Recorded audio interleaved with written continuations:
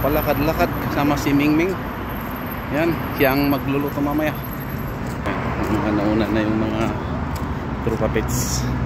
Naghanap kami ng pang-upshares para sa makakuha kami ng ATM card, guys. Mahirap dito ngayon. Hindi tulad ng natin na asikaso agad yung ano. Ayun, kailangan maghirap ka muna. OFW life talaga. Pag walang tiyaga, walang nilaga, nasabi nila, guys. Palakad-lakad lang. Ano naman, hirap ng ano, buhay ng OFW. Yan, si Mingming.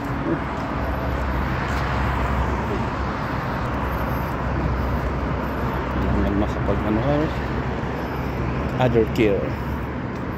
Dahil lang sa SIM card, dahil lang sa walang sahod. Kailangan tayong magsakripisyo para sa pamilya, mga guys. Ria to the rap. Guys, bye bye na guys.